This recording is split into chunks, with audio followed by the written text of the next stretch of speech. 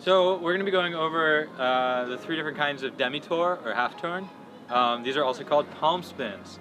These palm spins are based on a few of our basic vaults. One is the cowboy, lazy, and one is the reverse vault. The way we're going to break this down is looking at this, thinking about how we would like to be able to do this on a railing or a straight wall, and we can extend a line past it to see whether we're making that target. Also, as we're working on the movements, we can be using step vault through the whole time. So starting out, I can come in for a step vault. Here, I'm not quite on the line. I need to get a little bit further. If I can get a little bit further, I can also try to make my first contact a little bit later. Maybe my first contact is also going to be with my second foot. I'm going to try to totally clear with my first foot. Here, I've made it back over. Now, I'm probably ready to work towards gentler steps with the foot until I realize that it's superficial and I can go for the whole movement. The next one is going to be, I call it a kick to the moon. This is based off of the lazy vault. So I'm thinking about doing a lazy vault up and over. This is a kick over.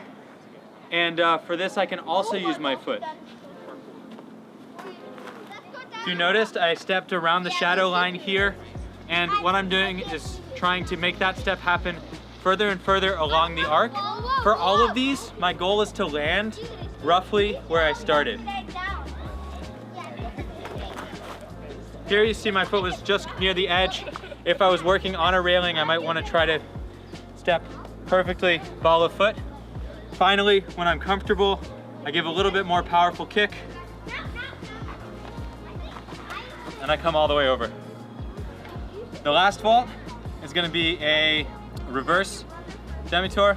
So I'm trying to kick my foot up behind me.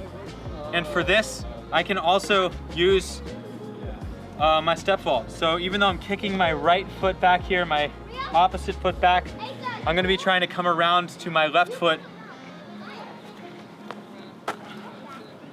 Similar to before, if I can get that closer to the edge, then I can make the step gentler and gentler and eventually make it superficial. I want to talk about a couple of the cues here for this movement. So one of them, I'm trying to keep a pretty static arm angle through the whole movement. This is like the spike that goes through a globe. I want to be rotating through that.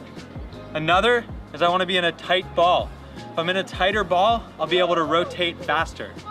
Finally, I want to be making eyes with where I'm trying to land.